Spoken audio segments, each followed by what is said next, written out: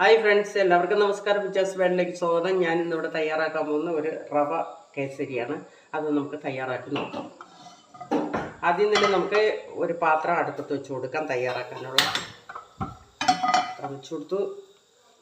അപ്പോൾ പാത്രം ചൂടായിട്ടുണ്ട്. അതിലേക്ക് നമുക്ക് നെയ്യ് ഒഴിച്ചു കൊടുക്കാം. 3 ടീസ്പൂൺ നെയ്യ് ഒഴിച്ചു കൊടുത്തിട്ടുണ്ട്. ഇതിലേക്ക് എടുത്ത് വെച്ചിരിക്കുന്ന കശുവണ്ടി ഇട്ട് കൊടുക്കാം നമുക്ക്.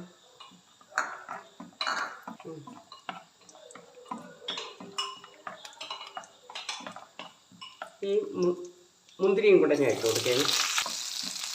ഇതൊന്ന് ഒരു ചുമന്ന് വരുന്നത് വരെ ഒന്ന് ബ്രൗൺ കളറാവുന്ന വരെ ഒന്ന് വറുത്തെടുക്കാം നമുക്ക്. ഏകദേശം ആയിട്ടുണ്ട്. നമുക്കിത് കോരിയെടുക്കാം. ഒരു പാത്രത്തിലോട്ട് മാറ്റാൻ എടുത്തു വെച്ചിരിക്കുന്ന റവ 1 കപ്പ് ഞാൻ എടുത്തിട്ടുണ്ട്. അത് ഇട്ട് കൊടുക്കാം.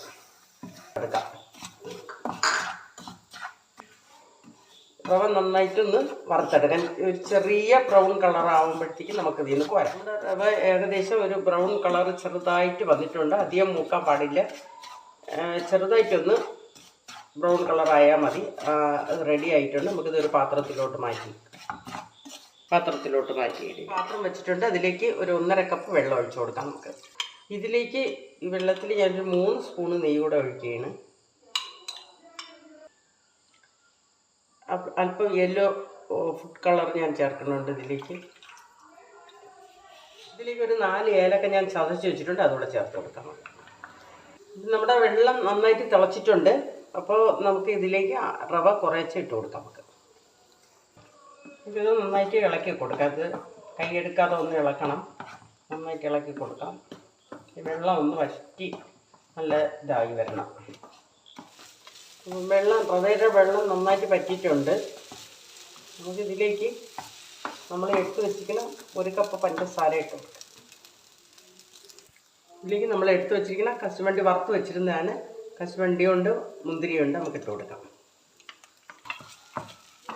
അപ്പം നമ്മുടെ ഇന്നത്തെ റവ കേസരി റെഡി ആയിട്ടുണ്ട്. നമുക്കൊരു പാത്രത്തിലോട്ട് മാറ്റാം.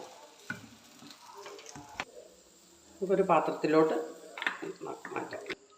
ഇത് നമുക്ക് മറ്റൊരു പാത്രത്തിലോട്ട് മാറ്റാം.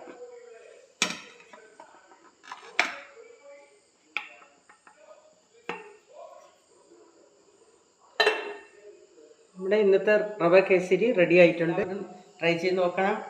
ഈ വീഡിയോ ഇഷ്ടപ്പെട്ടെങ്കിൽ ലൈക്ക് ചെയ്യുക, ഷെയർ ചെയ്യുക, സപ്പോർട്ട് ചെയ്യുക. നന്ദി, നമസ്കാരം.